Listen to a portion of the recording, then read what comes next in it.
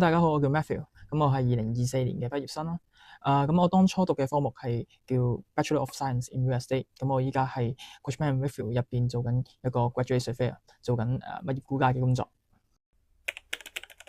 咁我揀呢一科最好大嘅一個因素係因為我爸爸啦，我爸爸係一位工程師，咁變相我至少對物業建築都有濃厚嘅興趣，再加上成長於香港，成日都會接收到好多物業投資交易嘅資訊啦，變相中學畢業之後咧就揀咗 Real Estate 呢一科啦。咁我當初揀 UWI 係因為學費相宜啦，第二就係師資都好優良，喺成個業界嘅 reputation 都好好，咁同埋呢一科係RICS 入邊 accredited 嘅一個學科，意味住我畢業之後最快2年就可以去考牌，而唔需要去從頭去學業嘅。咁其實 survey 都係一個好大範疇嘅學科嚟嘅。咁最簡單分可以有工料測量啦、建築測量、產業測量、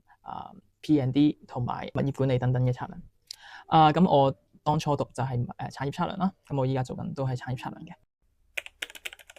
嗰個係一個考試嚟嘅，咁要求我同第二 group 嘅人咧去做一個講價嘅辯論，因為咧你物業係需要交稅嘅，咁同政府交稅嘅，咁我哋就好似做一個角色扮演咁樣啦，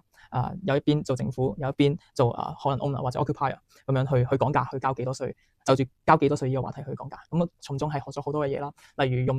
活用唔同嘅 case law 唔同嘅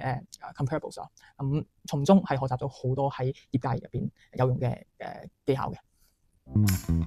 學校喺3年入邊都好鼓勵我去做一啲placement year 3嘅時候啦，咁我哋有一個 program 係一個叫 mentorship 嘅 program，咁lecturer 咧佢哋會用佢哋喺業界入邊嘅人際網絡咧，幫我哋做同一啲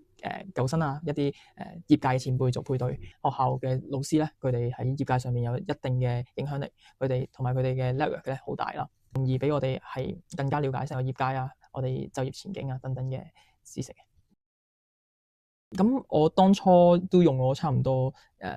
9個月、10個月嘅時間去揾工啦，揾到我依家嘅一份工啦。喺1月嘅時候迎嚟咗我第一個大企業嘅 interview 啦，咁就係我依家做緊嘅 Cushman & Wakefield。咁我嗰次 interview 入邊我 secure 唔到嗰個職位，但我 secure 到一個有2個星期嘅 shadowing 機會啦，跟住我依家做緊嗰條 team 學嘢啦，影下相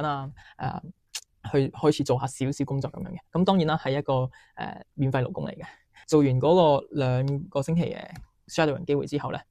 我喺7月嘅時候，佢哋打返電話嚟佢哋需要一個人，因為expand 緊成條 team，同埋成個房地產